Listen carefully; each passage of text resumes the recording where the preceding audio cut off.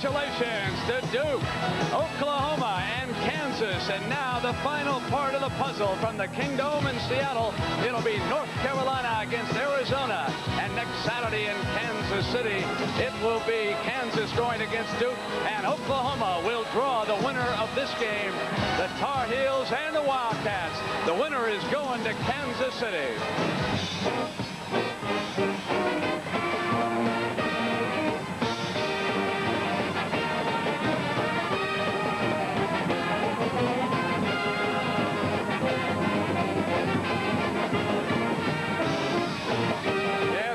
Start young as basketball fans down in the Carolinas. You're so familiar with that program, the General Motors, if you will, of college basketball. Arizona, the upstarts. One thing to watch, there will be emotion on both these benches. I'm not sure that I've seen a Carolina team show this much emotion under Dean Smith. On the other side, take a look at the Gumbies. Folks, I think the game was about 5 minutes old when they gave us this demonstration. Billy Packer, they sent over this Gumby for you today. Good. What about these two fine schools? Well, it's amazing, Brent. When you look over the Dean Smith program, and before that, Frank McGuire, the Carolina tradition goes on and on. 14 straight years in the NCAA tournament, 8 Sweet 16 situations. In Arizona, a team that has never been to the Final Four. This is as far as they've ever gone. But under Lute Olson, you expect that program to have many more years of success. Well, we got two fabulous All-Americans in the game. One from each of the teams, J.R. Reed of North Carolina and Satin Smooth Sean Elliott of Arizona. Two great ball players. J.R. utilizes space better than any big man I've seen in college basketball. He's has awesome strength, great quickness, tough to control inside. And Sean Elliott, as a one-on-one player, is really tough to handle. When everything breaks down for Arizona, which is not often, he can take it on his own. Buddy, what are some of the things we should look for, expect here today? Well, everybody talks about rebounding, but I think the possession of the ball is so important. North Carolina this year has turned over the ball quite a bit, as you can see right there. Arizona, they utilize the ball so well, very seldom turning over. That can be important today. And the other thing that's got to give, Brent, this is unbelievable. Look at their shooting percentages and what they do to their opponents. They're great offensively and great defensively, so something has got to go. All right, so coming up now, it's the West Regional Final. The Tar Heels of North Carolina and the Wildcats of Arizona.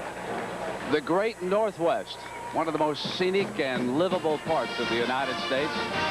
The Space Needle towering above this splendid city, and the Kingdome, which next year will host the Final Four. Inside today, some 25,000 will be on hand for this West Regional Final. North Carolina's road here. They beat North Texas State and Loyola Marymount in Salt Lake, and then Michigan Friday night.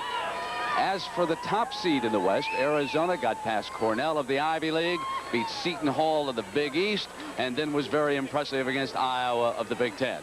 Now, to meet the starting lineups, let's go to Lou Gellerman.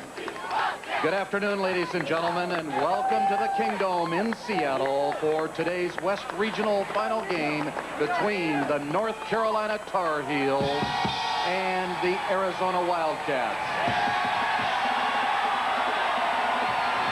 Let's meet the starting lineups. For North Carolina at forward, a 6'6" junior from London, England, number 20, Steve Bucknall. For Arizona at forward, a 6'9" junior from Los Angeles, California, number 00, Anthony Cook.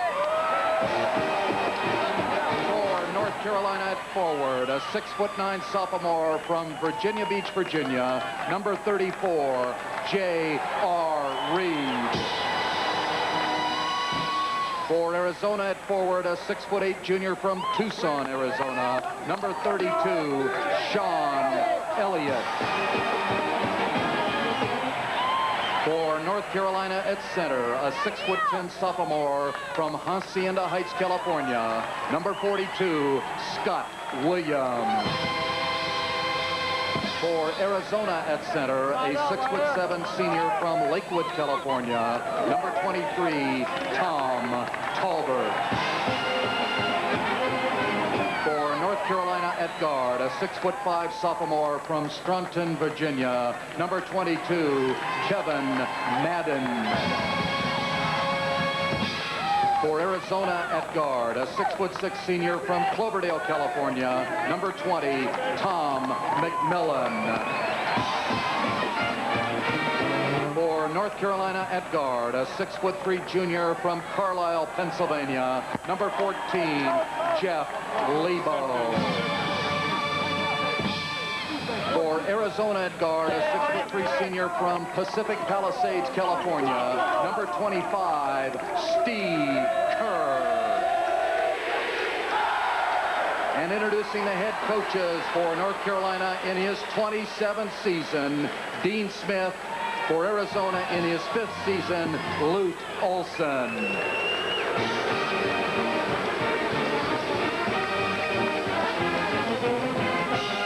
So Craig McMillan is the Arizona Wildcat and not Tom, and back with the game in a moment. Well, Arizona lives by that three-point field goal. Lute Olson believes in it. They're 50%, tops in the nation, and there is Steve Kerr, who shoots better from the three-point line and outside than he does inside. This is a big-time officiating crew. Tim Higgins will be the referee. Richard Ballesteros and Jody Sylvester are his two umpires. We are set to go. Well, Brent looked for North Carolina to try to go down low early and get on that foul line, which has been tough to do against Arizona. Arizona controls the tap. They're the top seed, so they're wearing their home whites here against the traveling Carolina blue. This is Craig McMillan. He was introduced as Tom, who was a great star at Maryland, now involved in politics. Arizona's ball.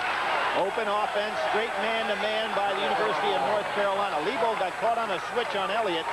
Bucknell can't afford to do that often. Elliott is their star with the knee brace, number 32. Kerr's the point man, 25. They wanted Cook, and Elliott turned it over on the traveling ball. The first turnover here by the Wildcats as we get underway. Brent, Bucknell's wearing one sneaker 2 sizes bigger than the other, so that might have been Bigfoot there stepping on Elliott.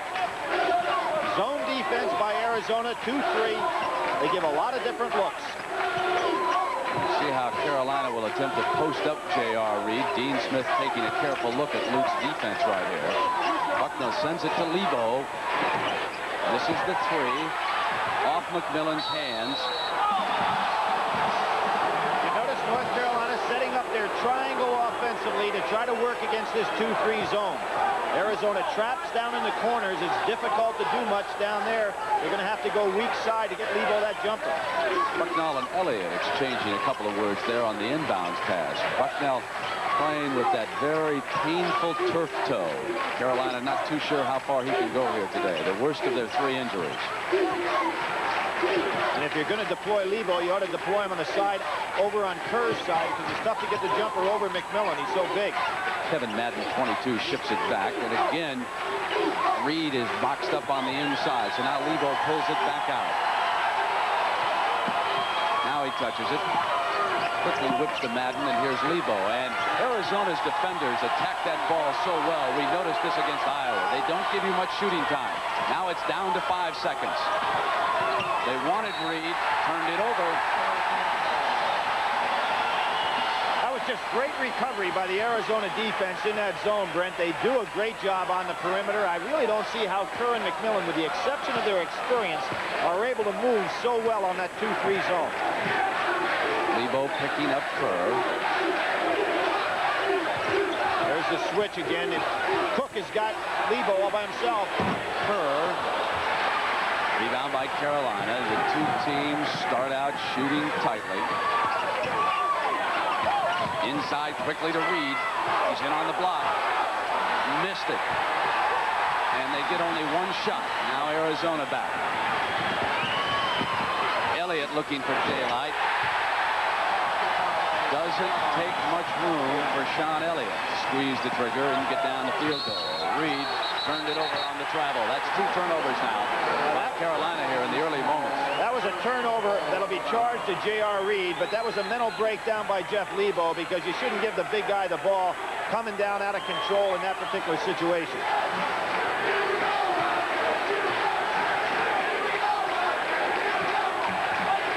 Tom Tolbert there, 23. He's the center. He can play out high. He's a good shooter, and he'll go hard to the glass. He drew the foul. North Carolina is doing an awful lot of switching, and against a team that's as experienced as Arizona, they're going to take advantage of that. It's going to create a lot of mismatches, as we just saw right there. Arizona has blown out 3 opponents by an average of 29 points in this NCAA tournament. That's why they came into this game favored by as many as 6 points. 20 of their wins this year are by 20 points or more. That's hard to believe considering the competition. And they have ripped teams early, too. Something that Carolina has to be very careful about.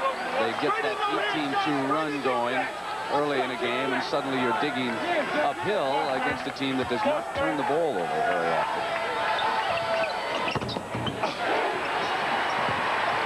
Arizona builds a 3-point lead quickly. They drop back defensively. You notice how quick that back line was to get back. You just don't get any easy baskets by going up the court quickly. Now, even though Lebo is playing with that stress fracture, they're going to need his outside game here this afternoon.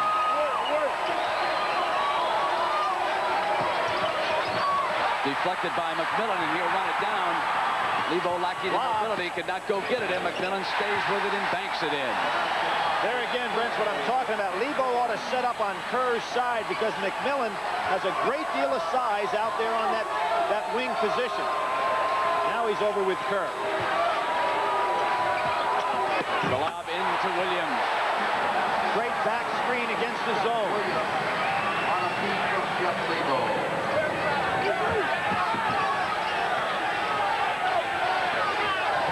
Notice Arizona playing without a basic postman. Big screen that time by Tolbert. And the first foul against J.R. Reed down away from the ball. J.R. trying to hold Cook up going on that baseline after the screen. Cook wears 00, very quick. Sort of like a knife through hot butter when he goes to that glass. Somewhat unheralded and rather impressive the other night against Iowa. As is his whole team, by the way. And they'll hit the open man frequently. They'll pass up the shot under pressure to find someone who is more wide open. See, there's the switch. J.R. gets stuck on Elliott. Tolbert looks for the receiver, and it's McMillan. Underneath again. And this foul goes against Arizona. Big blocking out on the inside. Good block out situation by Bucknell.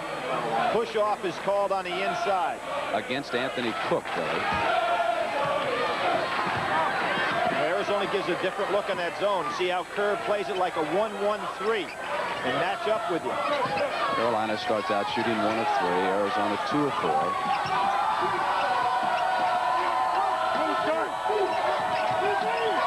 North Carolina wanting to punch down inside. They turned it over again, attempting to pass the ball to J.R. Reed. That's 4 turnovers already by Carolina. Jeff Lebo is not the type of guy that's going to turn the ball over often. As a matter of fact, he's gone a number of games this year without any turnovers at all. The back screen by Cook. Oh, great screen. That was Cook who threw it. The wraparound pass by McMillan. Now it's Tolbert. They got a hand on it. Carolina defense brings it down. This is Jeff Lebo, his dad. Congratulations. Carlisle, Pennsylvania won another state title back there. They beat a school from Pittsburgh last night. J.R. Reed couldn't get it down. And against J.R. Reed, his second person. And Brent, again, McMillan's size. You very seldom have a guard that is capable of going in there and rebound like McMillan. That's what forced the foul. You mentioned that state championship. Billy Owens went crazy again. And talking to Dean Smith, he thinks he's the most complete high school player he's seen in a long, long time. Levy scored 54 points last night, and so the Carolina locker room was kidding Jeff Lebo. They said, we told you to recruit him, and you didn't. And, of course, he's headed for Syracuse next year. Nice Steve Kerr gets in. Great he is fouled, and he'll step up to the free throw line. Lebo's first personal. That is 4 team fouls against Carolina and only 1 on Arizona. Number 14. Now, this team out west doesn't get much respect, but take a look at how Arizona has done against the big boys, like the Big Ten. 5-0. How about the tough guys from the ACC? 1-0. They beat Duke down home in Tucson. The Big East, 2-0. Here's Kerr on that last drive, threw that shot up left-handed. You know, Brent, when I look at Kerr, I think back at Louisville's national championship. They lost Milt Wagner the year before, and he had to sit out. Kerr sits out a year. Now, he comes back as a fifth-year senior, brings all that maturity with him, and it may be very much like Denny Crum's club. It's a 4-point Arizona lead, 6-2. And they go man-to-man for the first time. JR out on the bench, so Chilcutt replaces him. And this puts some pressure down on Williams in the blocks. They will see if they can get him off. They could not read. Ranzino Smith seen his first play in action. And now it's Lebo. Kerr came flying at him, but Lebo hits the 3. Good screen by Ranzino Smith. And you can see the respect Lute Olson has for J.R. Reed. He goes man-to-man with Reed out of there. Big crossover dribble by Elliott. McMillan traveled, according to the Carolina bench. They don't have the whistle.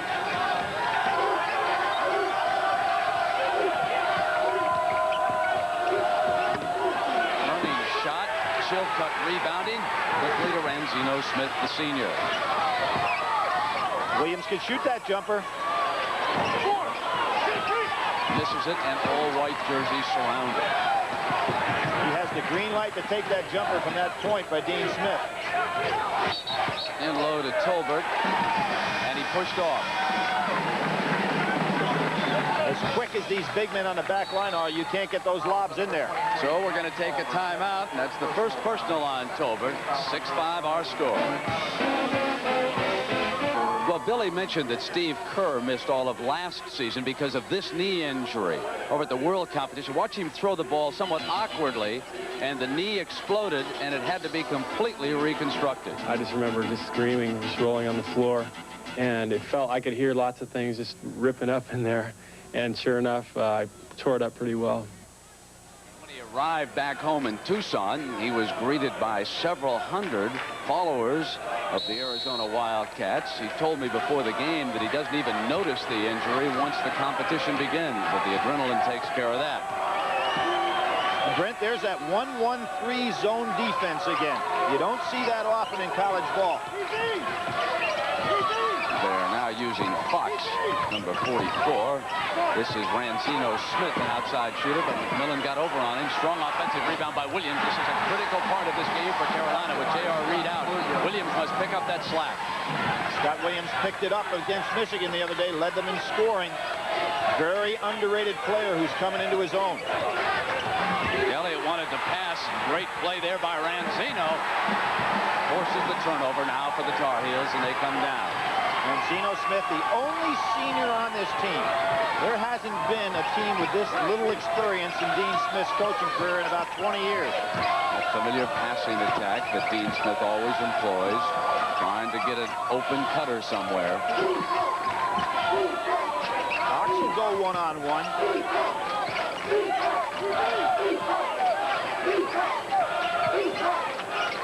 Lebo needs a screen. Get it in on the inside. Offensive foul is called. Ranzino was backing in on it. That's 5 team fouls against Carolina here at the 12:38 mark. And so with 2 personals, Dean Smith sends the main man back into the fray. And that will not go unnoticed by Lute Olson. And he go back into that zone. You can be sure of that. And Williams sits down and takes his first break against Coach Lute Olson, who has accomplished more in a desert than anyone since Rommel. I like that line. And he sends in Joe Turner, number 33. Number 21, King Rice. You know, Lute is one of those fellas, Brent, when he asked that question, who would you want to coach if you were starting a program that you needed built from the bottom up? He's got to be right at the top of the list in the country. Took over a Pac-10 team that was 1-17 in the conference the previous year, and here they are now the dominant power in the Pac-10. Nice job by Chilcutt. Moving those feet. Cook. I think he surprised Cook a little bit. Chilcutt, who had the great game against Syracuse at the start of this year, when both Bucknell and Reed were not playing on the team. He's a 6'9" freshman out of Alabama, number 32. And this time it is Fox, another one of those splendid youngsters. He's out of Nassau, the Bahamas. He goes 6'7". And he's matched up right now on Sean Elliott. He's got enough power to stay with him, but not a lot of experience. If depth matters in the tournament, Carolina has an advantage there. But many coaches feel that this time of the season, that's overrated. Cook gets to the glass, but no basket. He travels. Cook had excellent position on that as he got around J.R. Reed. He just got a little bit over-anxious. We can see the great defense by both of these clubs, and I was wondering, Brent, which percentage would hold up, and it looks like defense have been the constant because they're both holding their opponent down. I saw something else, too. A little more emotion here early on that Carolina bench. The Arizona team a little bit tight over there on the sideline. Problem on the perimeter now because King Rice will not look to shoot the jumper. King Rice just shipped it in. Here's J.R. Great passing. Carolina builds a three-point advantage. And Rice stays on Kerr, hounding him. He'll have a speed advantage in that matchup. Now Ranzino is out on McMillan. Sensational defense by North Carolina. I don't think Arizona has seen anything this tenacious so far this year, including the Duke team that played them at home. Yeah, and Lute Olson will have to counter against that speed in the backcourt. Number 44. Right now, he sends in Harvey Mason. And McMillan sits down. Mason gives him a little more speed because up against Ranzino and Rice, they'll need it. Tolbert back in, and Turner sits.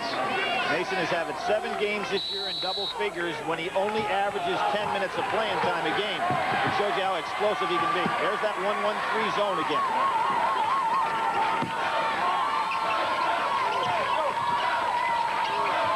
Four players off Dean Smith's bench now in the game, along with the main man, J.R. Reed. This is Chilcutt, the freshman. J.R. had a hand on it and couldn't get it. Now it's Kerr to the attack for Arizona. Always have to be wary of him pulling up and taking that jumper. Elliott saw the lob.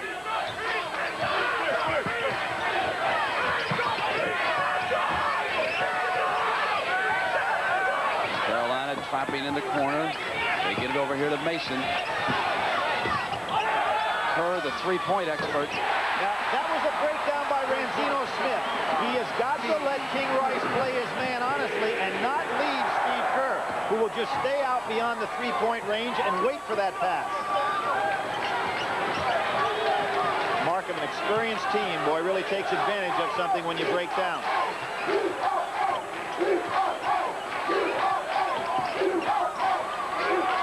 Jump hook by Reed. Winds up back in his hands. Good job by Arizona there, pushing Reed maybe one step beyond where he likes to take that shot. Kerr had a hand on it. Carolina's ball with 32 on the shot clock. And we're going to have a timeout. Timeout. The Stick score, TV break, and we'll be right back. 9:52 in the first half, and we're tied at 9.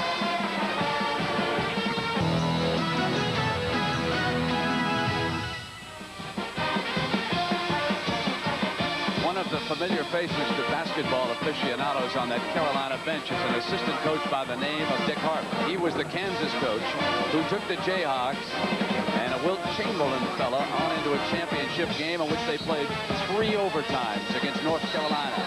And North Carolina prevailed back in 1957. What a year this would be. The 50th anniversary. Kansas is in, and North Carolina is trying to get there. That's one of the more memorable championship games of all time. Here we are tied at 9, 9:40 to go. Williams is back in the game along with Reed together now. Nice. What happened there is Madden took up an awful lot of slack, and North Carolina is starting to find a little hole in that 1-1-3 zone defense. Now, I mentioned Anthony Cook. He's been scoring 21 points a game in the tournament. He is scoreless so far.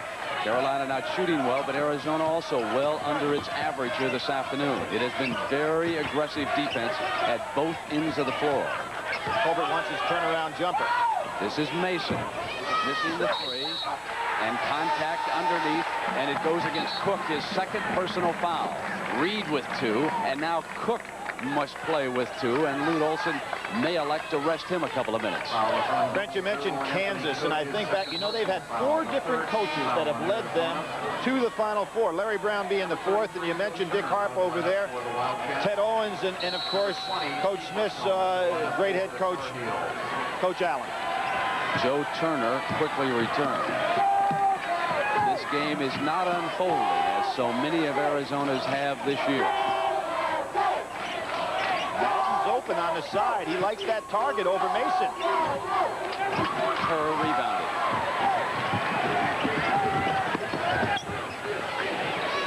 Three-pointer by Steve Kerr. Is he amazing from out there? He is shattering the national record by about 8% throughout the course of this year with that 3. These 2 threes have the Wildcats ahead right now. Madden off a couple of fakes, wants to come over the offense. Reed was sealed up. Tolbert rebounds. Here comes Kerr again. This time, the open man is Mason. And Reed gets back down for the rebound. That's a smart choice by Jeff Lebo, making him pass the ball to Mason. They wanted Williams, and it was hit by Arizona. Carolina's ball. Turner touched it. What Williams wanted Madden to do to throw that ball high, not on the line drive.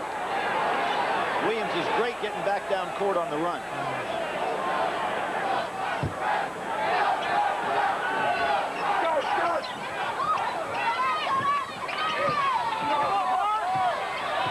Lebo sets the play. Good defense against J.R. Reed. Lebo bangs his second 3.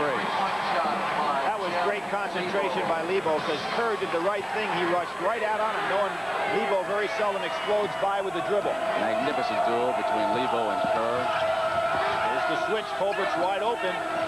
They have kept Elliott very quiet here for a couple of minutes. He's number 32. He puts it on the floor. He can maneuver there.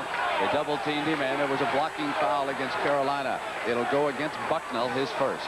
And Brent, if we see Bucknell on Elliott, one of the things that Bucknell's doing so well, and we saw Billy King do it yesterday for Duke, when you're playing against a great penetrator like Elliott is, and he gives those super head fakes, you got to keep your feet on the ground and be ready to move. Let him have that jump shot to start off with, and that's what Bucknell did so well in that move, even though he picked up the foul.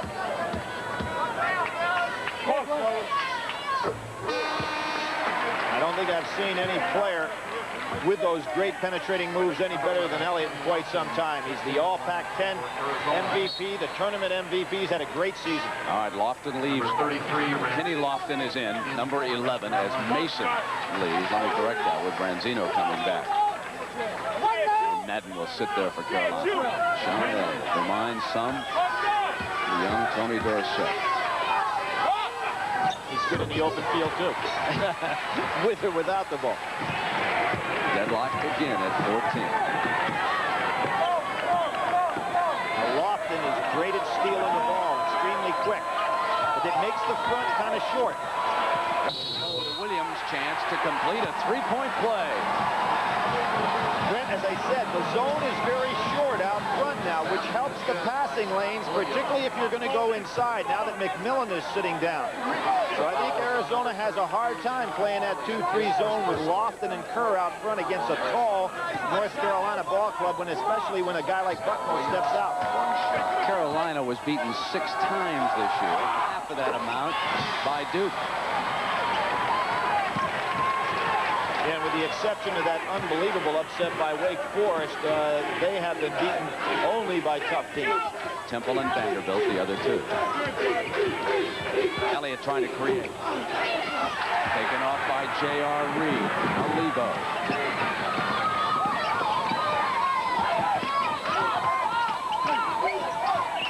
Watch how many of the Carolina players touch the ball each time they come down the floor. They've already had 4 of them. Now J.R. comes out. Now it's man-to-man. J.R. is going to look to post up inside. He's got Elliott on his back if they can just take their time with it. And Ranzino Smith with the miss. Elliott's rebound.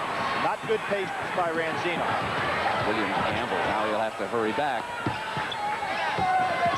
Knocked away from Turner. Reed trying to come out, and Turner fouled him.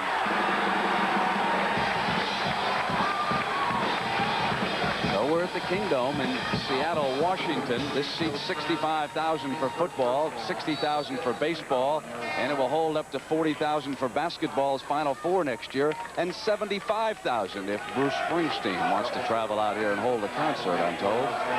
Carolina leading Arizona by 3 points with 6:27, and Anthony Cook returns, even though he is playing with 2 personal fouls. And Chilcutt back off the Carolina bench, and Dean Smith will give J.R. Reed a breather. He too is playing with a couple of fouls, and Lute Olson talking to Tolbert.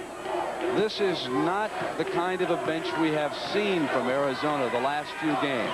They are much more accustomed to playing on the lead.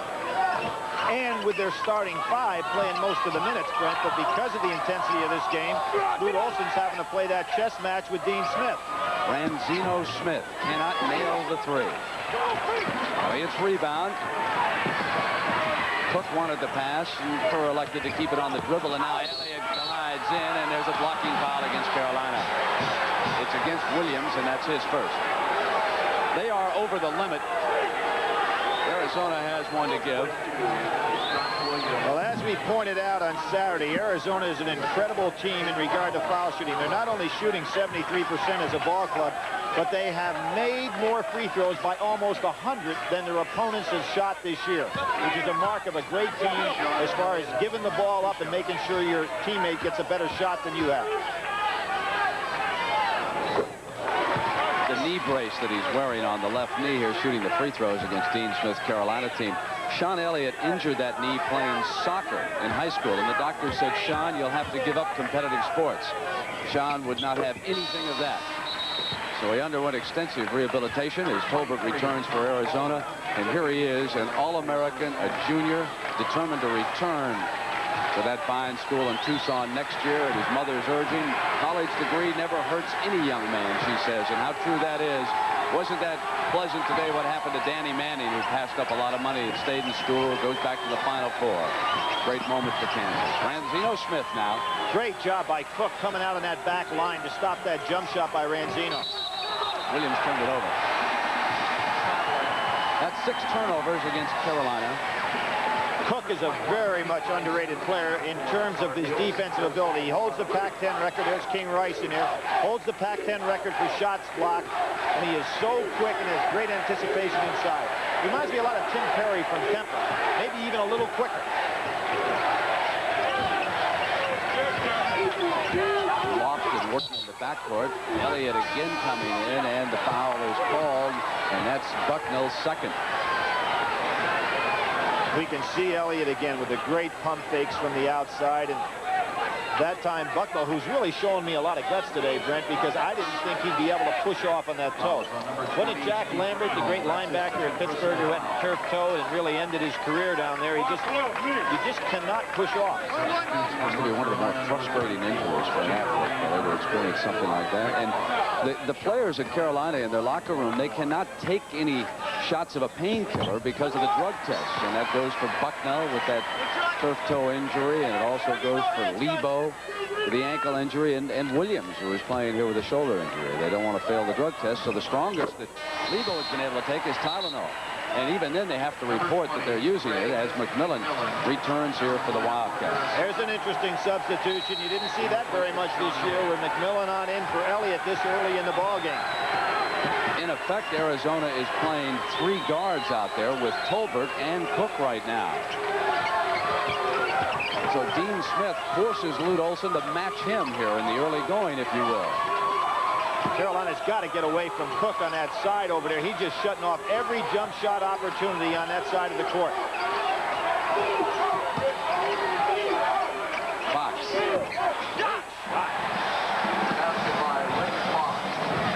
He's becoming more and more aggressive as this season goes on. Had to sit out his senior year of high school because of a problem when he transferred from the Bahamas.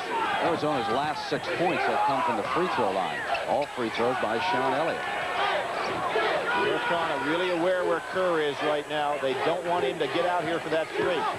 Tolbert on the turnaround over Chilcutt. 6'8" center. Junior college transfer.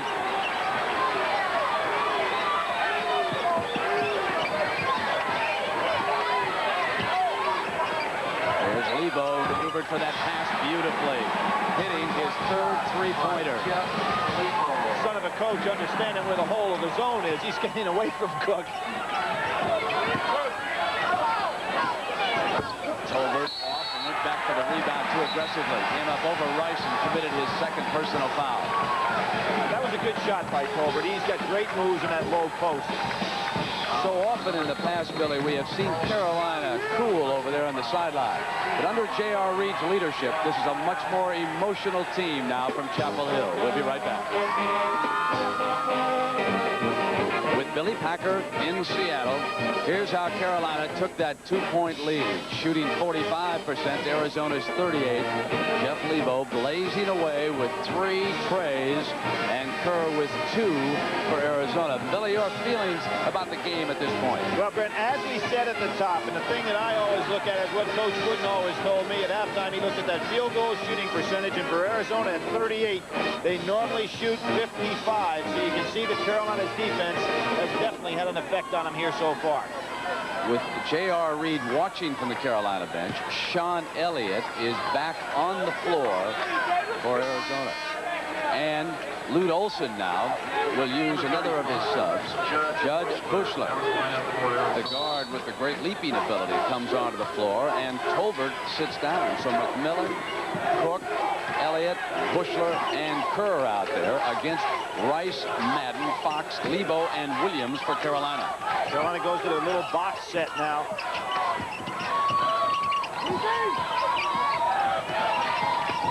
Madden posting up. They get it to him. He was short. And Arizona had too many hands going for the rebound. Madden has a very good vertical leap, and he posts up well because he's so strong. He had Elliott on his back, maybe a little bit too over-anxious. Low-scoring first half, 3:30, and it's 22-20. The inbounder, Arizona goes from man-to-man back to the zone. Boy, 2 well-coached teams out here. They've got so many different things they do to you. Rice gives it back to Madden, who would set a screen out high for the guard. You see that back line from the Arizona defense, how they move up on guys that look to take the wing jump shot. They do it better than any team I've seen play a 2-3 zone. There you got Bushler right up there. You just can't get the shot off. Inside of 10 on that shot clock. And it will be Fox coming around, but he travels. That's the 7th Carolina turnover here in the first half. King Rice pushing Kerr. Notice he picks him up 3/4 court. King Rice has great foot movement defensively. Kerr told me that Quinn Snyder at Duke played him awfully tough down in Tucson. That's a great move by Elliott. It's goaltending. Great one-on-one move by Sean Elliott that time to slide inside. That's that step-in move, Brent. He had everybody going, and he took one extra step to get that jumper off. With the score tied again at 22. 2:33 and counting here in the first half. Now, Rice not a threat to shoot, but he's doing a good job penetrating inside that zone. Lebo short that time. But King Rice hustles to the ball. The quickness. He was an all-around star. Binghamton, New York. He's a fine football running back. Now the turnaround to the baseline, and Fox tips it in. So they can rebound even without the big man out there. McMillan couldn't get a body on him.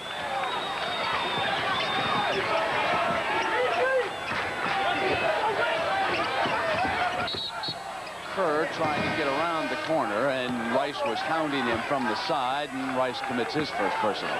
That's a smart player there, Brent. Kerr realizes North Carolina's playing him for the jump shot, and they've been doing it the entire half. So he just checked them out a little bit and put the ball on the floor. Number 33, Joe Turner, down the lineup for Arizona. Next week we'll be in Kansas City. Duke going against Kansas. The winner of this game will be taking on Oklahoma. Our coverage starts at 5 Eastern. 50 years at the Final Four. First time they started to sell it out was in 1973. It's hard to believe you could get tickets to the event prior to that, because I dare say this is going to be one of the toughest tickets in the history of sport, with Kansas now going into Kansas City. Oklahoma of the Big Eight also there. A lot of those fellows in Oklahoma who are Barry Switzer's friends will think nothing about hopping aboard those private jets and flying on up there. You know, Arnie Ferrin told me that when he was playing back in '44, they took home something like $18. $18 won't get you the right to bid on one in Kansas City. Room service breakfast, maybe, if you don't have the sweet roll. That was the team's take.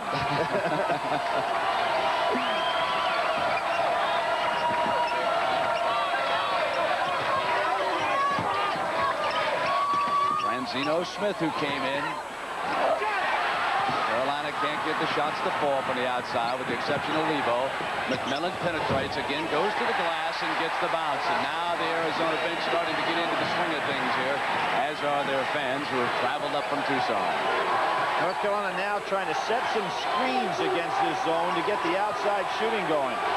Now, Smith is 0 for 4 outside, Billy, so he has been struggling. For the loose ball is McMillan. Traveling is the call. McMillan wanted a foul call in that situation, and so did the Arizona bench. Great hustle, though, by Craig McMillan. Came all the way across the floor. One of the most heralded recruits from the West Coast early on in Lute Olson's building program. He has fallen off as a scorer, but a very, very valuable defender and leader. Well, Arizona has stopped J.R. Reed. They have held him to 2 points here in the first half, but they can build only a 2-point lead themselves as we come down to the final minute.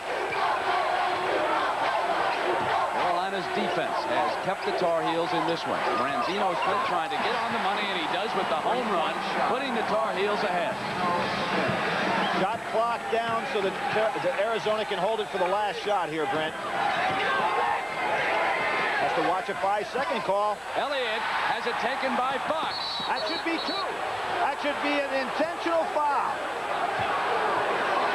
Bench signaling that. Brent, I don't not. There's the call. Should be, certainly. And I have wondered why, and we saw yesterday there should have been one also. When you grab a man from behind, there shouldn't be any question. Now, this is a big call here because he's got 2 shots. Carolina will have the ball out of bounds, be able to hold for the last shot and a half. Rick Fox on the line. It was an intentional foul. 2 shots.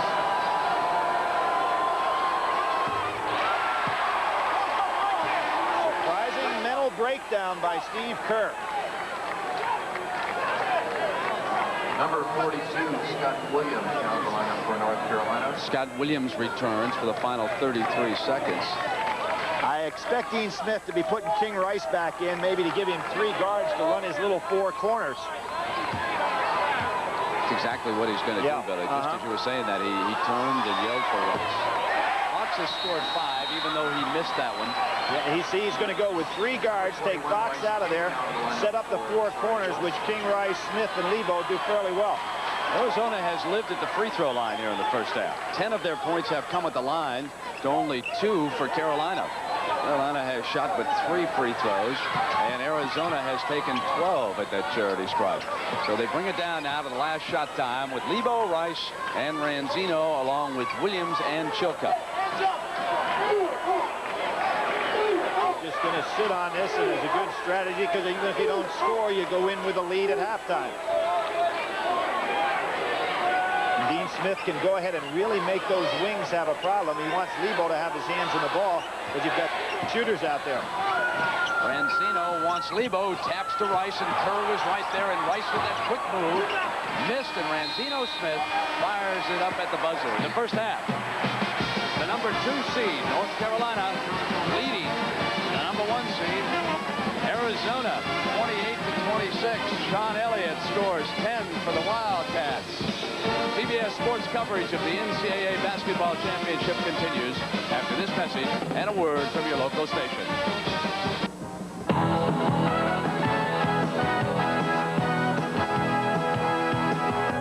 With 20 seconds left to play, goes back to Michael Jordan. Jumper from out on the left. Good! You know, that shot was something that I dreamed about and finally got the chance to do that. And just going through the NCAA championship, it was a big event for me. I didn't know how big it was until years afterwards. How about them Heels? They are the national champions! back here on the road to the Final Four. We're already set with 3/4 of this year's Final Four. And from our vantage point here in Studio 45, Jim and I have followed all the stories and trends that have emerged as this 50th tournament unfolded before us. Well, James, now after 59.5 games of college basketball, here's our list of what's hot and what's not. Kings were hot. Stacy, Rex, and Rice. Teens from Queens were not, and Louis paid the price. It was the year of the Wildcats, though some got skinned.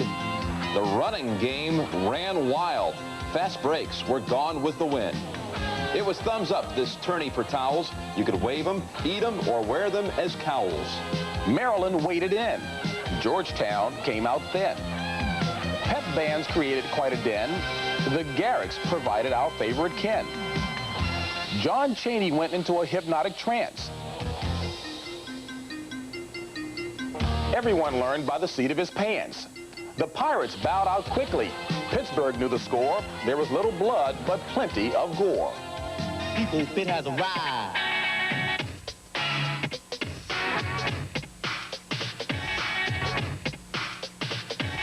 I think Pitt's video was great.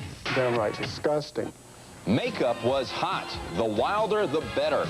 Some women even wore the scarlet letter. Thinking was in. Make the dean's list. Just read your part. Night games were out, and everyone tried to get smart. A pair of Purdues paid their dues. Kansas fans got to choose. Michigan continued to lose, and Frieder blew his fuse. Rowley was on a roll, a one-man show. Hotter than hot, like someone you know.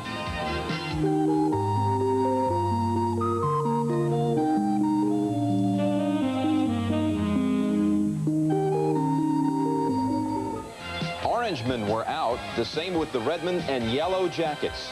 Blue Devils were cool, and brown crept up the brackets. Smiths were in, all 17, from LeBradford to Ranzino. We could split up the squad, give half to Sonny and the others to Dino. The Joneses couldn't keep up. There were only 15. One name always spells trouble. You see what we mean. The heartbeat of America paced our referees. Speak up now or forever hold your peace. Temple had the making of a champion and a rebel with a cause. The Owls were hooting, but Duke will visit the land of Oz. Richmonds were in, but Texans took a mighty fall. March Madness is peaking, we're all having a ball. It's a riddle wrapped in a mystery, inside an enigma. Some made history, others lost their stigma. By day's end, 4 teams will answer a call only destiny brings. The road to the Final Four doesn't end until the fans sing. All right, this tournament's been fun, it's been real, and a whole lot more, but we're not going to be happy till we get to the Final Four. And we're about a half away from getting there, James. Well, keep this in mind. J.R. Reed only has 2, but Coach Dean Smith shouldn't boo-hoo. As a matter of fact, there's still another half to go, and right now Carolina is controlling the tempo. Boo. All right, this can't rhyme, but what about the second half coming up here? I think it's going to be a good second half. Again, Arizona's going to have to pick the tempo up right now. Carolina is controlling that, and J.R. Reed, only 2 points, but another half to go. All right. The Final Four will be set after one more half. We'll send you back to Seattle. Brent and Billy, after this message and a word from your local station.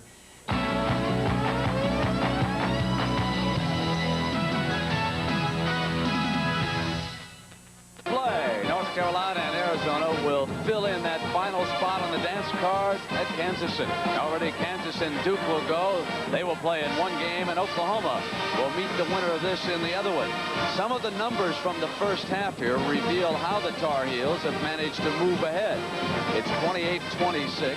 Offensive rebounds, 7 by the Tar Heels, none for Arizona, resulting in 9 second chance points. Anthony Cook is still looking to take his first shot for Arizona. Arizona. And the field goal percentage, well, North Carolina has taken 27 shots, Arizona 15. And Billy Packer, you said keep an eye on the shooting stats here today. Even though North Carolina is shooting a smaller percentage, Arizona averages, Brent, in a half normally about 30 shots a half. They're only getting off 15 shots and being held considerably below their average. So I think that's a testimony to North Carolina's outstanding defense. And of course, Carolina hadn't exactly shot the lights out against the great Arizona defense. Certainly J.R. Reed has not because of the foul trouble. He was held to 2 points in the first half. He'll open up the second half. There is one bad omen for Arizona and good if you're a Tar Heel fan. Arizona has been behind only once at halftime all year. That was at the Pit in Albuquerque against New Mexico. And of course, New Mexico went on to win that game. It's 28-26, a very low-scoring first half here, as Lute Olson, who served 13 years as a high school coach in various parts of the nation, got his big break at Iowa, did a splendid job with the Hawkeyes, moved down to Arizona, and he has put this program on the map. They are the best West Coast Pac-10 representative since the John Wooden teams of the mid-70s. And they need a bit of a spurt to get back in this. It was the Tar Heel defense that did a job in the first half. North Carolina looking, Brent, to take it nice and easy, maybe to get J.R. Reed in the low post early here in the second half. He's got Tolbert on him. J.R. still staying out high. Now he drops back in. Carolina tries to get everybody into the flow. Madden is short with the shot. McMillan is off for Arizona. Good defense by McMillan. Altered the jump shot. Now let's see if Arizona attempts to get Anthony Cook into the flow. J.R. Reed fronting him. It's a smart move with J.R. having those 2 fouls on him. He'll come out and seek the ball this time. Great first step. Tolbert banged it, but it wasn't there, and a foul coming off. And that is 3 fouls on Tolbert. Now, Cook should have learned something on that move he just put on J.R. His first step took him right by J.R., but he only put the ball on the floor with 1 dribble. If he would have extended to the second dribble, he could have gone right to the basket.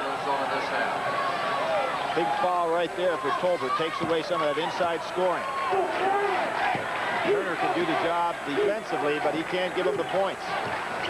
J.R. is now starting out very high before he backs in.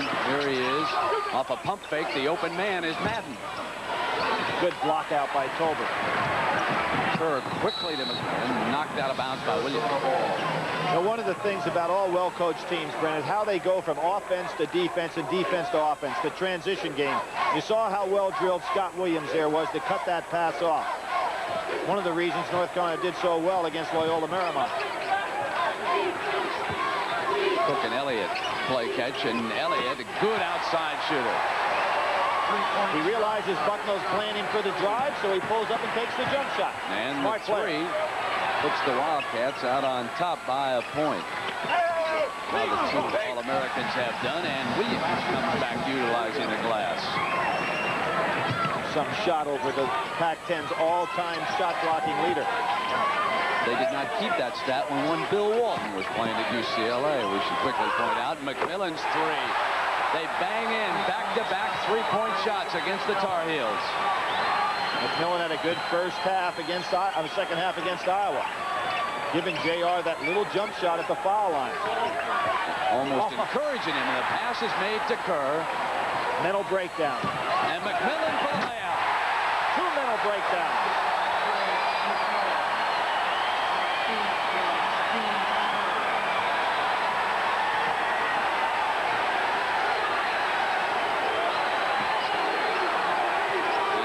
Signaling the team to slow it down, be patient. Oh, there's a man open all alone, and they can't get it in, but they tap it back for Williams. 11 points now.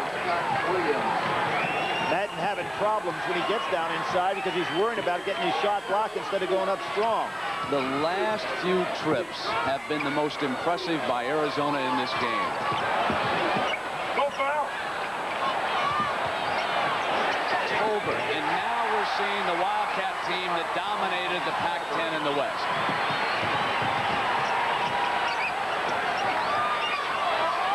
JR's got to stay patient.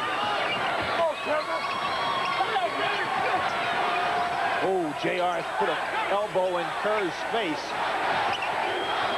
He wants it. Can't get it to fall. Yanked away by Elliott. Cook is open. They've hit 4 straight field goals. Finally miss.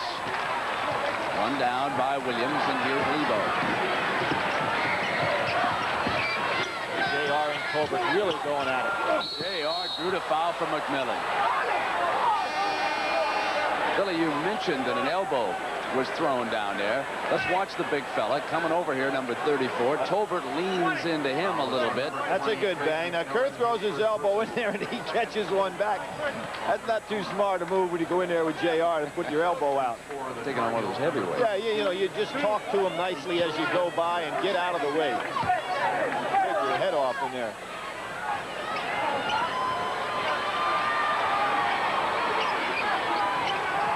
J.R. sealed, so he moves underneath to the other side. Chilcutter checked in. And the three-point shot. Three-point shot by Rancino Smith. So Smith, who was cold in the first half, hits one here in the second half. He's 2 of 6. And now it's Elliott back on the penetrating move. Well, Bucknell was looking for help, and it wasn't there. Now, Bucknell's bad leg is hurting him from making his patented drive, but he goes all the way that right time. Back offensively and hit the field goal. His first of the afternoon, and it's a 1-point Arizona lead. And I've said from the outset, this is one of the most hard-nosed Carolina teams I've seen in quite some time. Elliott missing that time. Reed boxing out Cook, came away with the rebound.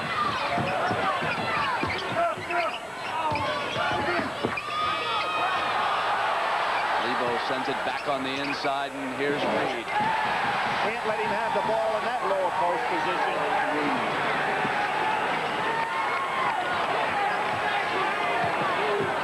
North Carolina playing their man-to-man. Arizona started out the same way in the second half. Power against power.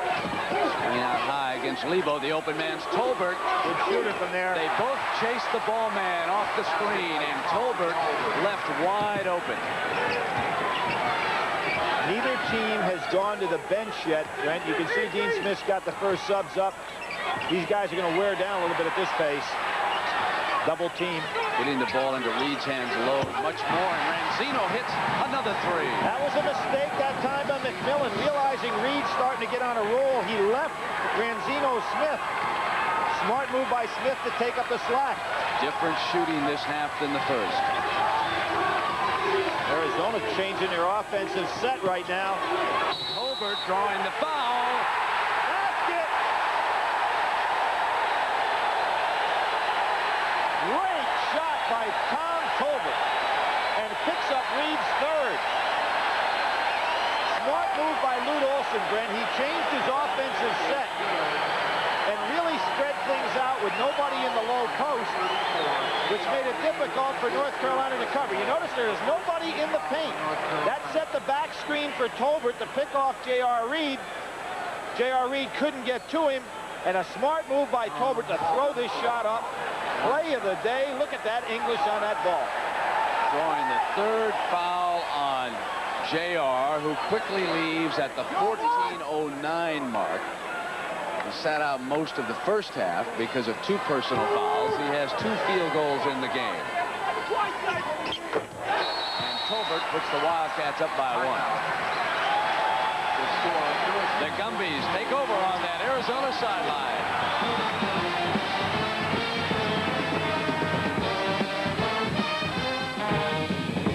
Well, when senior Tom Tolbert was at junior college in California, he experimented with football. And the one Final Four game that he remembers most of all is Villanova upsetting Georgetown. And that night, Tolbert was in a hospital bed, deciding that his football career was over and he'd stick full-time to basketball. And here he is, 14 minutes away from a possible trip to the Final Four in Kansas City.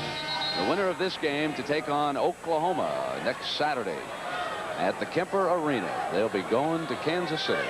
43-42, Arizona with the lead and 14:09 to play. Arizona has hit 7 of its 11 shots. Carolina 6 of 10 here in the second half. Well, Brent, the first half started off with all defense knocking down that percentage, and now these teams are just blistering away in the second half. Maybe they're getting used to the great intensity. Arizona wanted to make a substitute, and the officials were over checking, and they are going to allow Joe Turner to come on into the game as he snaps on his goggles. In fact, Tolbert sat down over there, and apparently they thought he was out of the game. Well, he has to come out of the ball game. He was out of the game. They try to slide him in through it during the timeout. He'll have to wait to the first dead ball. Dangerous pass. And Cook, reaching over Williams, fouls him his third personal. And that's a costly foul. Tolbert's built up some. Lute Olson may have to make a change now and take out Cook and leave in Turner. Because Smith counters with Reed. Turner leaving, Tolbert back, awaiting the dead ball situation. So Reed is back on the floor. You know, Cook has not fouled out of a game this year, which is really great to have a big man that's that active as a shot blocker that has not fouled out of a ball game. There they go back to that 2-3 zone defense with great play on the wings. Just not letting Reed take charge. They get to him low this time for the layup, and it would not stay down. But on the other side, he catches it because he wasn't sealed. He was frustrated as he came down the floor. He wasn't celebrating the basket. He wanted the layup on that first effort. Brent, see how great it is to have that two big men that can throw that pass cross court. Kerr's three. First time they set the high screen for Steve Kerr. And his third tray. The Arizona fans scream out as they always do on his three-pointers. Steve Kerr in unison. Backdoor cut. Great cut by Ranzino. Around miss. Tolbert yanks it off, and now it's Kerr.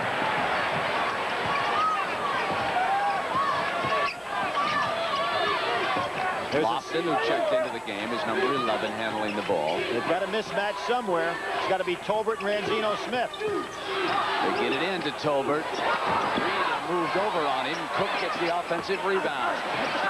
Cannot get the roll. Carolina's ball into the hands of Lebo. The pull-up. Kerr runs it down in front of Smith. Arizona starting to get some loose balls now. The job done, and Fox goes for the loose ball.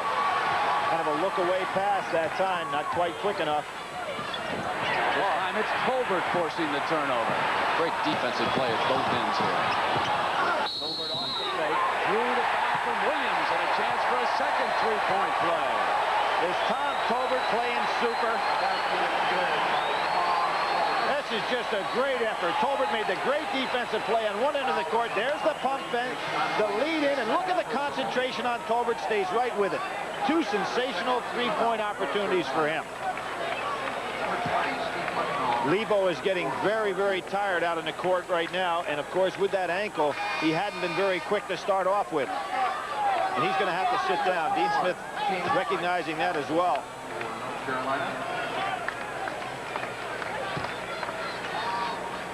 Tolbert steps to the free throw line with 9 of his 12 points coming this half.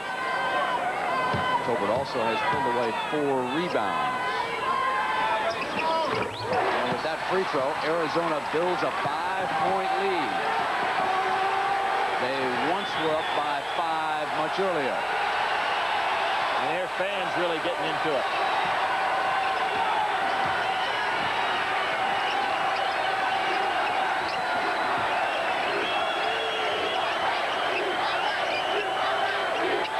Zone, making it tough to get anything down the baseline.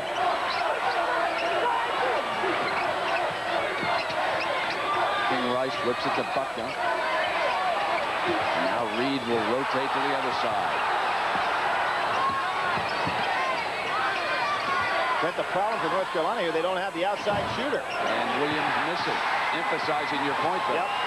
See, Buckner can't get his shot off, and King Rice doesn't want to take his, so they're really hurting there against that zone. Here's the star, Tolbert.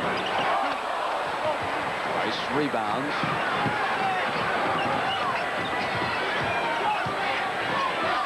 And of course, what it does, it flattens up that zone so they can't get the ball to J.R. Reed. Williams ships it back. Now Reed has it knocked away. Carolina's ball. Notice how Arizona drops their zone all back inside the foul line now because they realize that there are no outside shooters except Ramzino Smith. To Reed. Blocking foul is called on Cook, and that's his 4th personal foul. That was a big break for North Carolina because JR did not have control of the ball. As I said, Cook has not fouled out of the game this year, although he's played with 4 on a number of occasions. But Turner replaces him. Turner, a very valuable substitute. Matter of fact, Turner was the one that they anticipated would be the starter on this club a couple of years ago, and not Cook.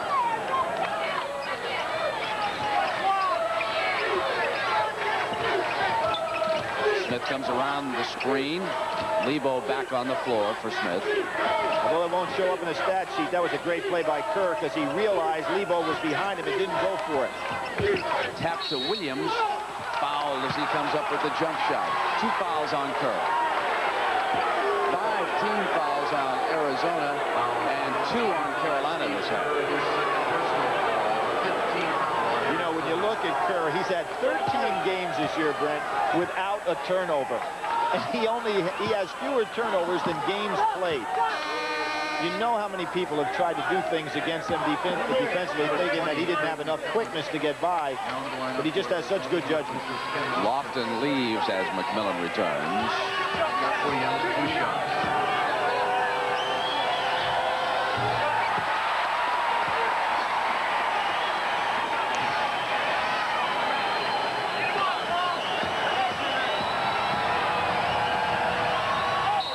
Oh, that's JR. In the lane too fast.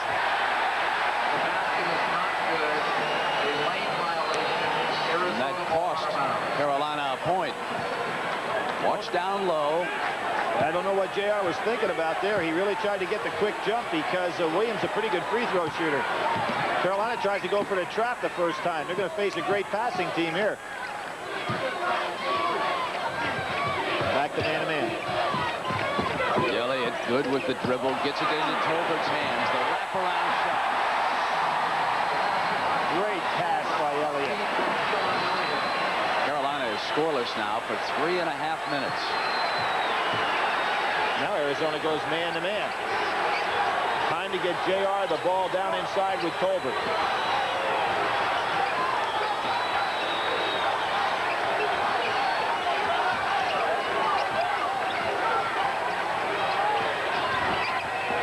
Great man-to-man defense by Arizona. They've just taken away everything North Carolina's got.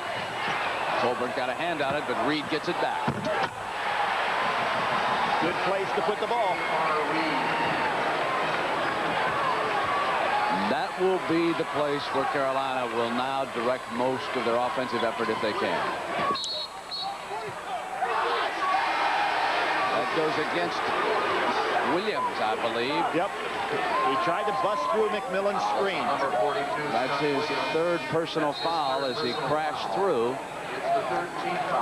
So we got a break on the floor at the 9:08 mark. It's 51-43 Arizona.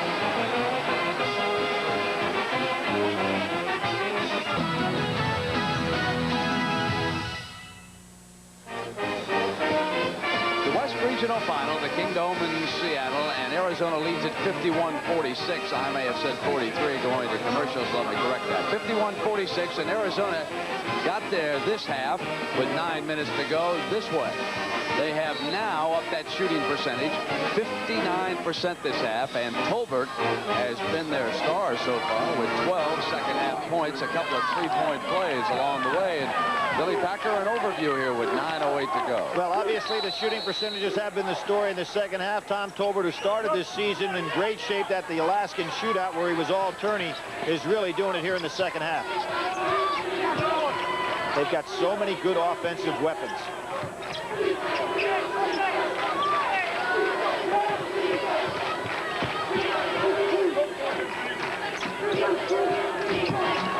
Great move by Elliott. Got the roll. And he'll shoot the free throw. North Carolina tried to change him up defensively there, but Brent, this is an experienced team. They recognize defense as well. There's that pump fake over Madden, who didn't have the patience to stay down, and look at the great soft touch by Sean Elliott. And Michael Jordan said he's his player of the year nationally. I wonder if Michael watched Danny Manning play this year. He's a fellow North Carolinian. Manning sure has had a great NCAA tournament so far. Isn't that an amazing story, Brent? Well, I think he's carried Kansas about as far as Larry Bird carried Indiana State that year, Billy. That was the last time I can remember one player taking charge the way he has. And here, Lute Olson's team now in the second half, starting to play like the Arizona team, which dominated opponents all season long. This is the first moment of real crisis now for the Tar Heels. They're down 53-46. Madden just can't do it. He's too small inside. North Carolina not patient enough to wait for J.R. Reed.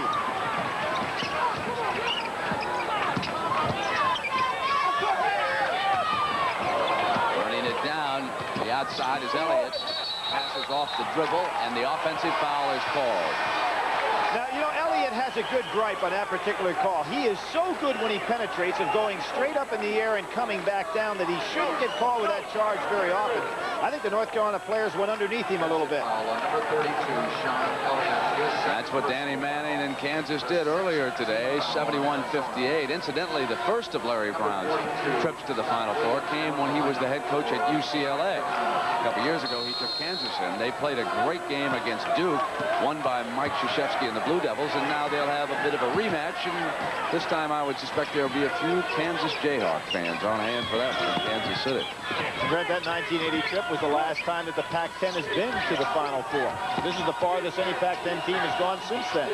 Arizona has never been to a Final Four. Lebo sealed up. J.R. Reed just cannot get it to fall today. Yanked away by Tolbert, fouled in the backcourt by Fox.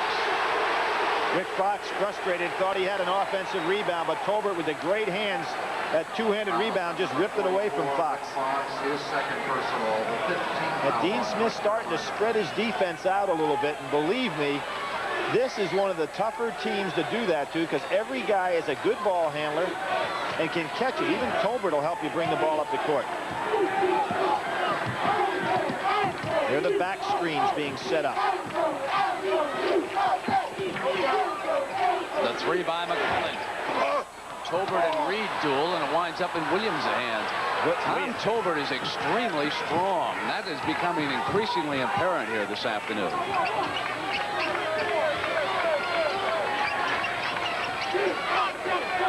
I think they should go down to J.R. Reed and try to get Tolbert in one more foul trouble, Brent. Ranzino Smith fires up a miss. Turner hands it off to Elliott, and here's the point man, Kerr. Only one turnover here this afternoon by Kerr.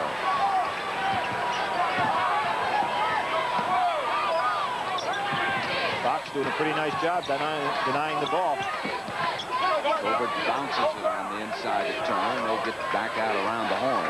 See how well they sit down when they throw that bounce pass to take away the angle from the defensive man. Elliott's off with a miss, and now Carolina trying to shake free. They've scored only 2 points in the last 7 minutes.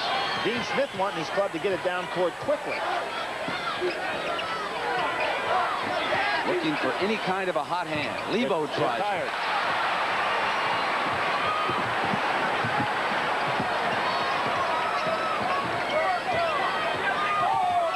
Arizona, very tough team to chase. Well, you work so hard, Brent, on defense, you have nothing left when you get down the other end. You lose your legs for your jump shot. Timeout is called by Lute Olson and Arizona. Score, Arizona 53. It's 53-46 at the 6-minute mark, and we'll be right back. Well, Lute Olson's Arizona team has dominated its opposition all season long. That's how they have ranked nationally. 14-game winning streak. Olson grew up in Grand Forks, North Dakota. He was a superb all-around athlete. His father died tragically shortly after he was born, and Lute Olson had to work his way through high school, cleaning out barns and carrying on jobs, and he still found time to be a football, baseball, and basketball star up in North Dakota. Now his team is closing in on a trip to the Final Four. Elliott off the dribble. Oh, closer by the moment. Boy, he is a great one-on-one player. Takes the good percentage shots. Of course, Luta's taken the team to the Final Four. He took his Iowa club there. Unfortunately for him, Ronnie Lester was hurt in that Final Four, and he didn't get an opportunity to take what would have been his best team. J.R. Reed off the dribble. Elliott fouled him. That's the third on Sean Elliott. Well, here at the Kingdome in Seattle, you're watching action from the West Regional Final here on CBS. And certainly, Billy, we want to thank Bob Fishman and Bob Deacons, the director and the producer. They'll be going on to Kansas City. They're doing their usual splendid job, and they're giving us some great pictures. You know, Brent, you're thinking about that Final Four in 1980. Lute Olson took an Iowa team there. Larry Brown took a UCLA team there. So now you have Larry at Kansas and Lute down at Arizona, going back with different teams, which I think is a real testimony of outstanding coaching ability. J.R. Reed sending over a message saying, don't send Lute and the Arizona Wildcats there too quick. Well, no, I understand that, but that's a strong possibility at this spot. Unless this man really gets on a roll. Just hasn't been in the flow yet here today. Well, Arizona's done a fine job defending him inside. Now, North Carolina is spreading out this defense. Do they have enough left to chase this talented team? Foul, and that was Bucknell. His third. Did you see, although it won't count, that was some layup. Number 20, Steve Bucknall. Over Scott Williams, who's an outstanding shot blocker. Ranzino in, and Rice will exit. Now, Dean Smith realizing right now, being behind, not only does he have to chase defensively, but he needs Ranzino Smith in there for a three-point shot. Oh, it's tough to get the turnover from this Wildcat team. There's a clear out for Elliott. The sum is greater than the parts with this Arizona Wildcat team. I know that Sean Elliott's an All-American, a great one-on-one, but if you break this team down, you wonder how, and it's the fact that you play as a team, and Tolbert has stood tall today. 17 points for Tom Tolbert. And Brent, if you're an NBA scout and you saw what he can do in the low post and yet putting the ball on the floor and making a move from that position, he's going to be one of those fellows who didn't get much mention early, but can be a factor. Very strong. Ranzino has not shot well today. There's Tolbert again now with a rebound. Well, Lute Olson says you won't kick any sand in our faces on the beach with guys like Tolbert down there, and he's proven to be true today. Little spread now. Elliott gives it to Tolbert.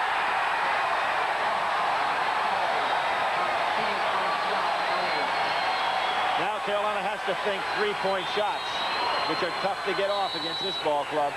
Down away from the ball. Turner and Williams in the foul against Turner. Foul is on number 33, Joe Turner, his second personal. As they get closer and closer to Kansas City, the Gumbies, as that bench describes themselves, will be celebrating more and more. We'll get some marvelous scenes over there. Again, Dean Smith thinking coming back with Madden. King Rice he's going to start that substitution pattern with a defensive player Rice in there and the offensive player Smith. Scott Williams to the line, 1-1.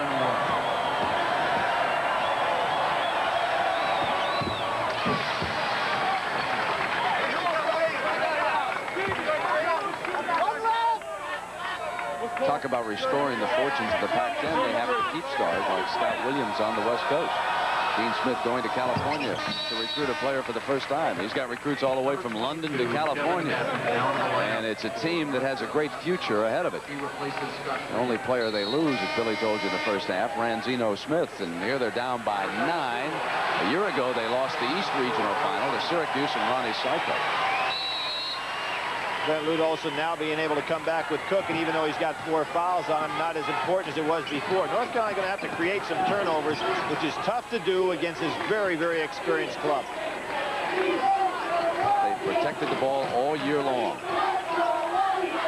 Just don't turn it over. every guy in his ball club, with the exception of Cook in the open court area, would be considered an exceptional collegiate ball handler. McMillan, Elliott, Kerr, and Tolbert. They've been much crisper here in the second half, haven't they? Undoubtedly, Lute Olson told them to relax a little bit, start using their head. And getting the ball to Tolbert. Does help to have the hot hand, doesn't it? Well, you know, if you're a coach and you start looking at this team, what do you give up? And right away you say, well, we'll give up McMillan a little bit, but he got him started on the roll in the second half. But you really can't give up on anybody else because they can have the 20-point game against him. Elliott's career high is 35, which he had against Stanford.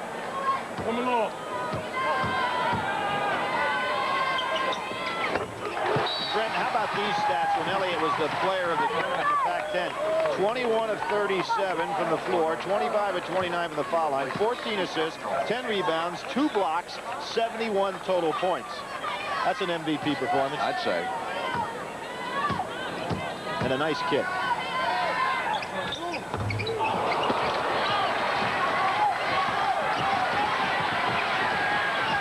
Uphill now with 3:30 to go. That's a good shot. JR tries to run it down, but Cook comes up with it. And a foul is called. Cook will be shooting the 1-on-1. Brent, if North Carolina is going to take the three-point shot, they've got to set some solid screens to get a little better when they're met. So next week, Kansas City, we look ahead, 5 Eastern time we'll start. 50 years at the Final Four, we'll begin the coverage. And the game rotation will be this. Game 1 will match Duke against Kansas.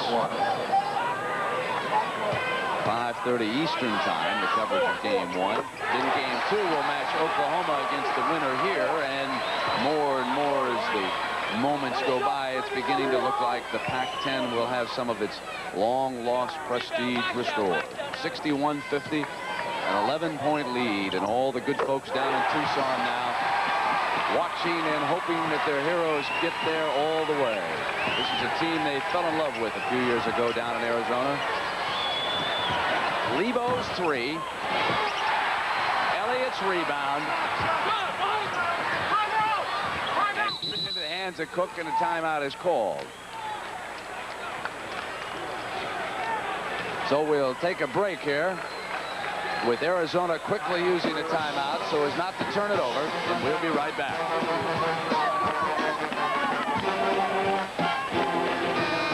A 12-point lead by the Arizona Wildcats, 62-50 with 3 minutes and 8 seconds. And it has been a different Arizona team here in the second half. For example, Jeff Lebo scored 9 points. He hit 3 3-point field goals in the first half.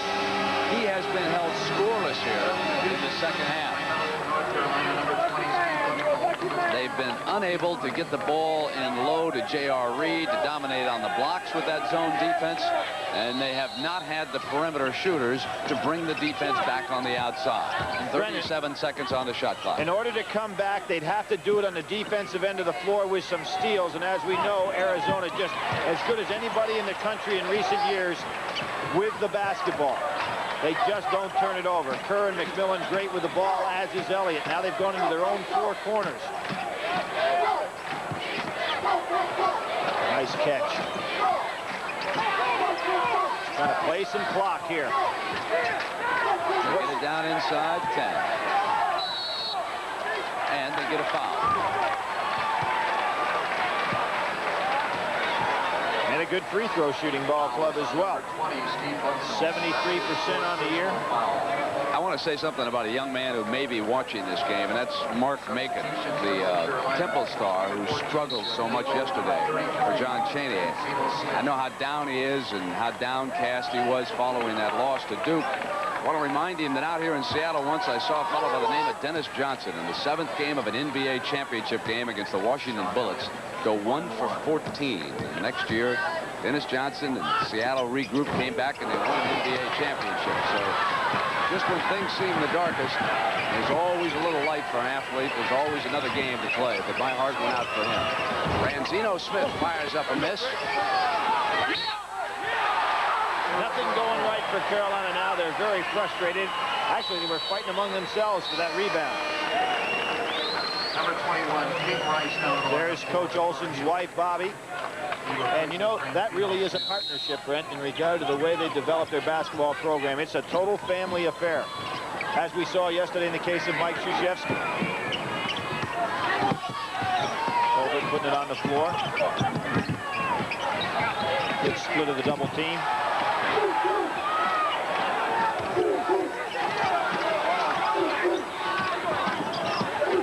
Every guy in the club can catch the ball.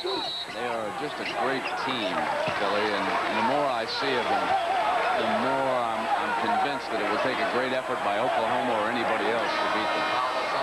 Here's Sean Elliott showing a little of his competitors. You know what impressed me, Brent, was on Thursday when Lute Olson divided up his squad. I mentioned this the other day. Divided up his squad to have a little inter-squad scrimmage and said, okay, we'll play to 14 points. And they really went after each other. I mean, it wasn't a matter of first team against second. Those guys wanted to win. They have a feel kind of like the wooden UCLA years where it was confidence and relaxed. You said that to me almost right away. You walked in the building, watched them, and you came over and said, Brent, this is like a wooden team. Yeah, they just are so relaxed, and yet when it comes time to be competitive, it's there, too. It's not a phony.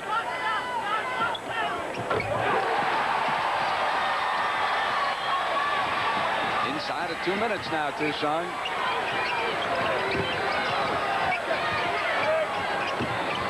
Good defense. Fox. Oh, no. JR wanted a timeout.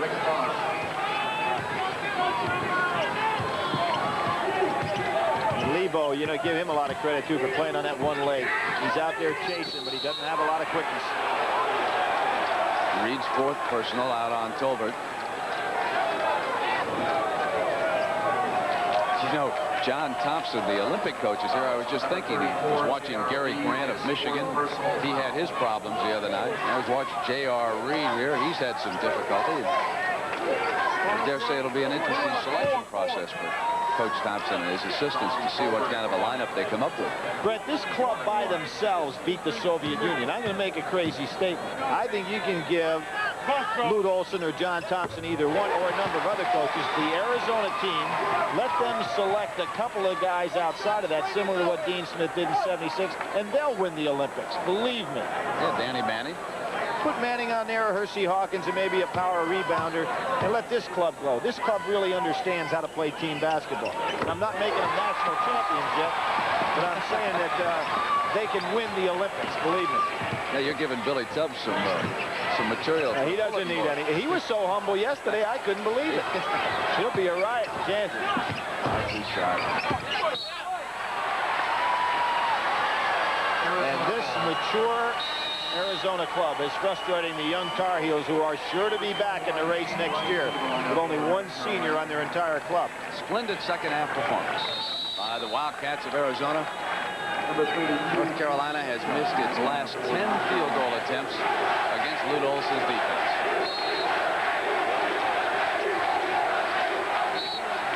Pushed by Lebo. Now, Dean Smith doesn't want to see his team foul that much the rest of the way here. You go for the steal, but you don't want to just keep adding up points. 14, Jeff Lebo. Dean Smith had something the other day, Brent, that taught me a heck of a lesson in basketball. I always say, take what the defense gives you. And he said the other day, no, we don't take what the defense gives us. We keep working until we get what we want, which is quite a philosophy.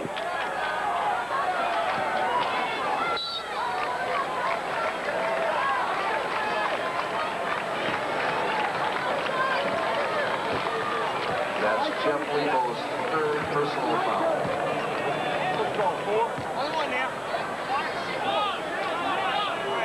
Sean Elliott at the line, 1 and 1.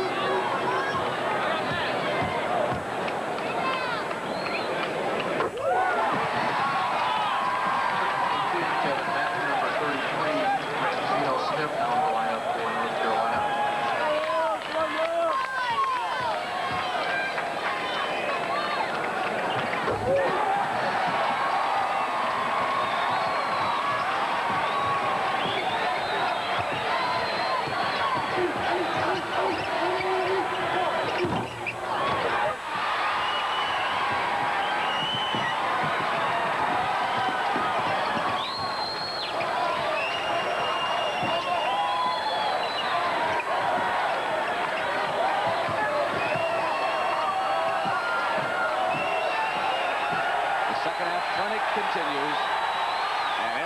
closes in now. They'll be going to Kansas City.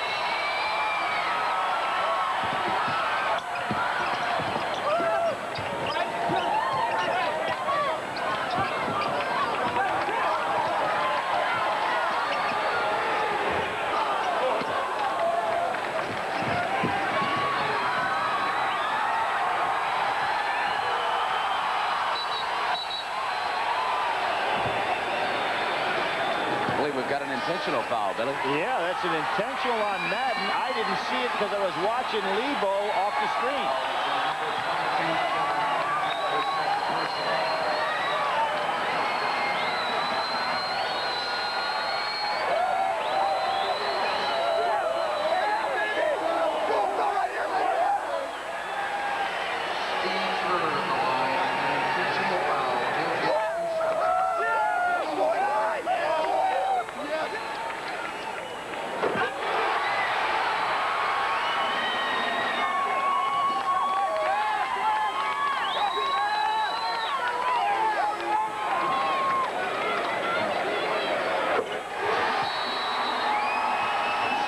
Some of the Gumbies may close this one out.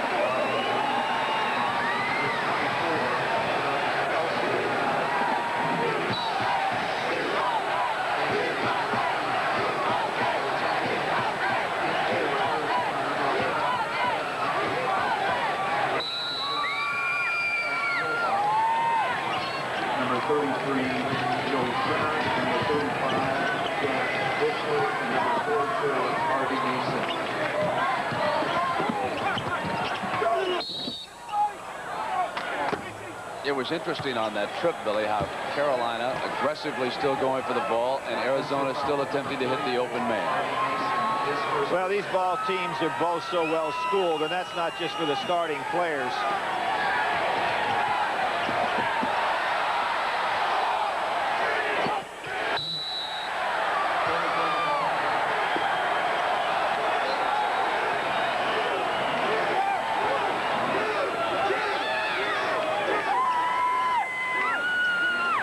Celebration time in Tucson, Arizona, folks. Kansas City.